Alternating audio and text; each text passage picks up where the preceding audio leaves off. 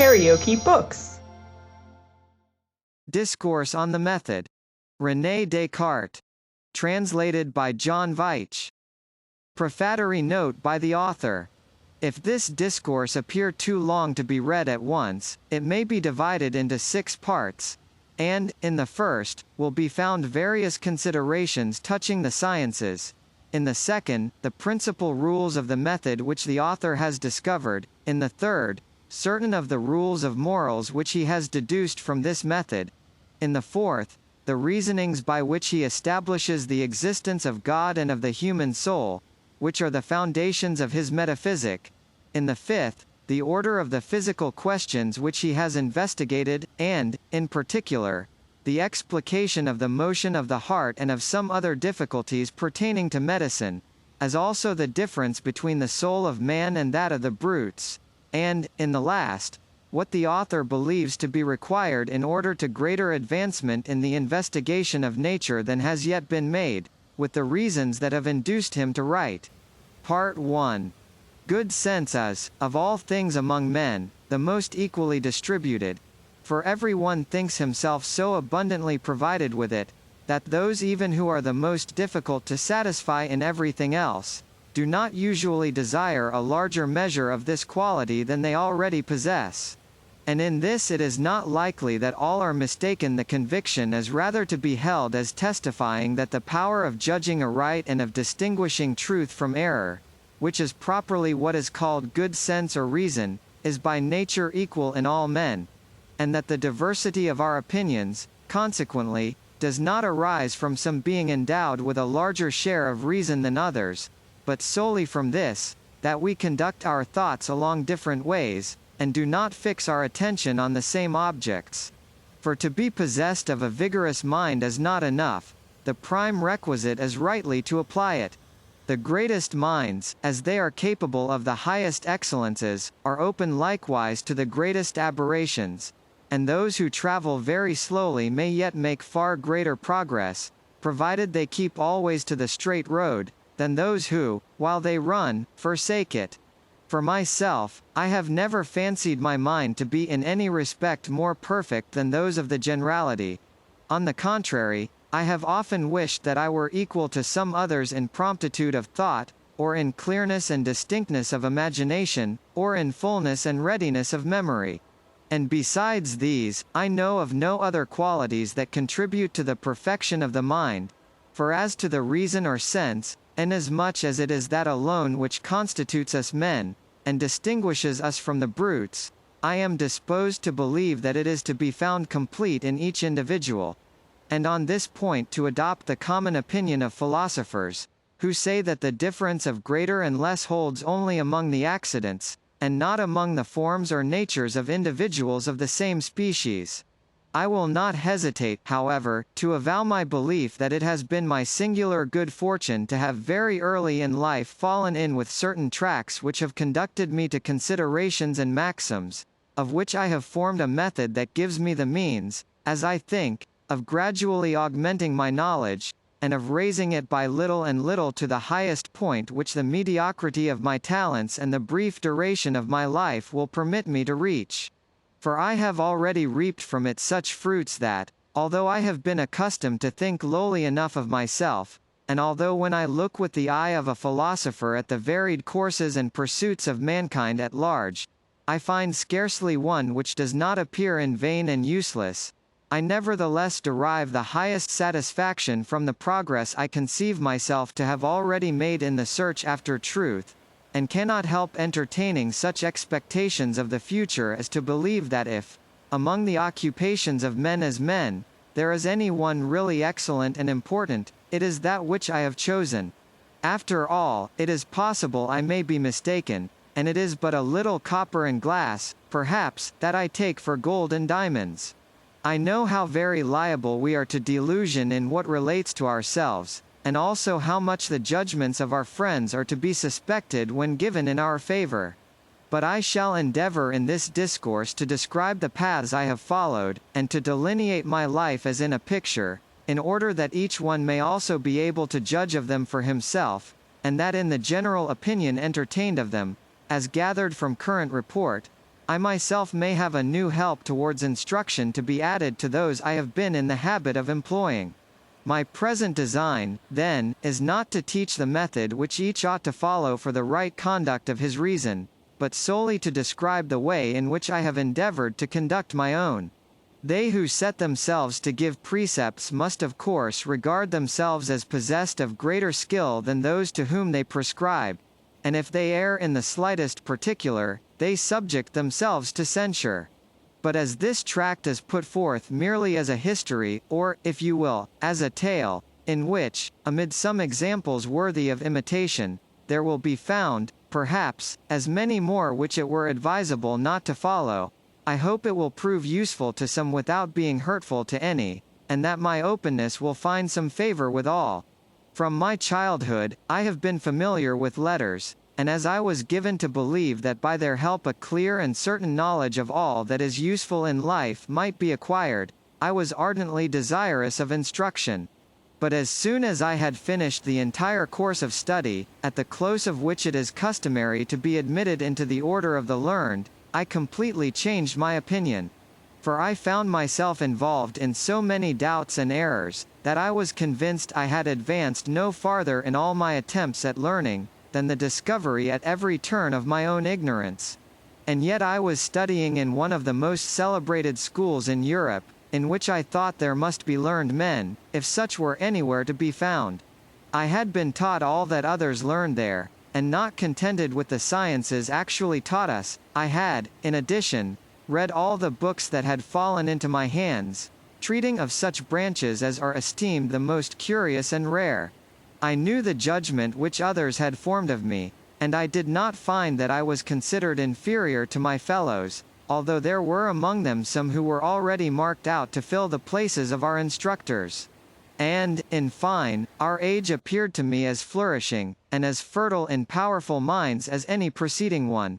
I was thus led to take the liberty of judging of all other men by myself, and of concluding that there was no science in existence that was of such a nature as I had previously been given to believe. I still continued, however, to hold in esteem the studies of the schools.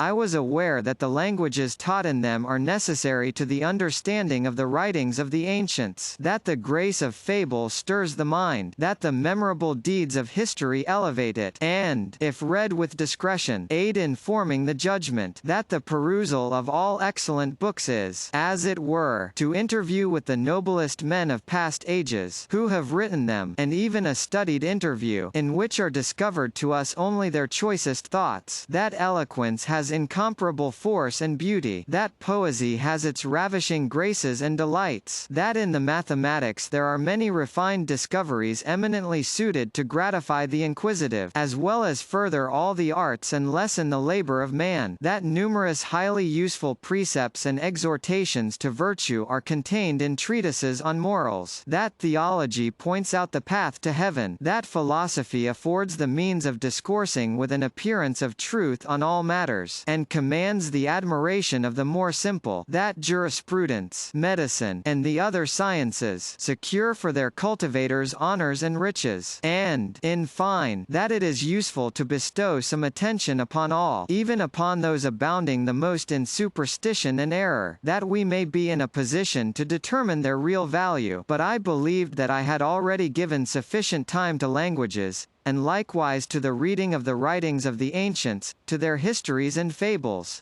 For to hold converse with those of other ages and to travel, are almost the same thing. It is useful to know something of the manners of different nations, that we may be enabled to form a more correct judgment regarding our own, and be prevented from thinking that everything contrary to our customs is ridiculous and irrational, a conclusion usually come to by those whose experience has been limited to their own country.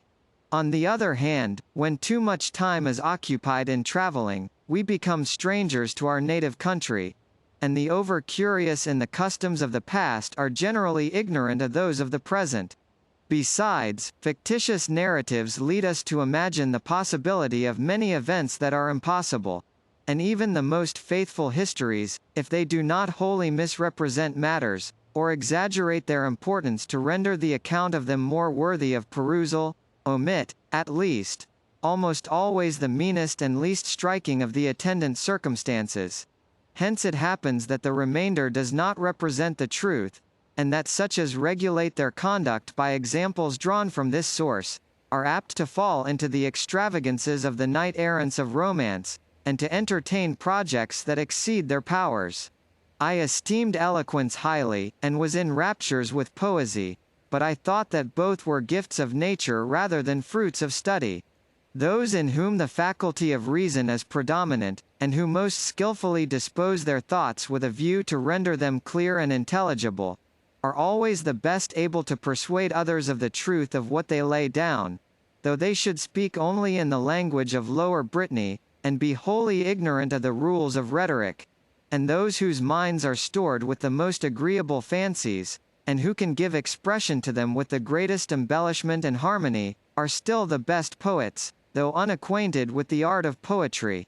I was especially delighted with the mathematics, on account of the certitude and evidence of their reasonings, but I had not as yet a precise knowledge of their true use, and thinking that they but contributed to the advancement of the mechanical arts, I was astonished that foundations, so strong and solid, should have had no loftier superstructure reared on them. On the other hand, I compared the disquisitions of the ancient moralists to very towering and magnificent palaces with no better foundation than sand and mud. They laud the virtues very highly, and exhibit them as estimable far above anything on earth. But they give us no adequate criterion of virtue, and frequently that which they designate with so fine a name is but apathy, or pride, or despair, or parricide. I revered our theology, and aspired as much as any one to reach heaven. But being given assuredly to understand that the way is not less open to the most ignorant than to the most learned, and that the revealed truths which lead to heaven are above our comprehension, I did not presume to subject them to the impotency of my reason, and I thought that in order competently to undertake their examination, there was need of some special help from heaven, and a being more than man. Of philosophy I will say nothing, except that when I saw that it had been cultivated for many ages by the most distinguished men, and that yet there is not a single matter within its sphere which is not still in dispute, and nothing, therefore, which is above doubt, I did not presume to anticipate that my success would be greater in it than that of others. And further, when I considered the number of conflicting opinions touching a single matter that may be upheld by learned men, while there can be but one true, I reckoned as well nigh false all that was only probable. As to the other sciences, inasmuch as these borrow their principles from philosophy, I judged that no solid superstructures could be reared on foundations so infirm, and neither the honor nor the gain held out by them was sufficient to determine me to their cultivation. For I was not, thank heaven, in a condition which compelled me to make merchandise of science for the bettering of my fortune, and though I might not profess to scorn glory as a cynic, I yet made very slight account of that honor which I hoped to acquire only through fictitious titles.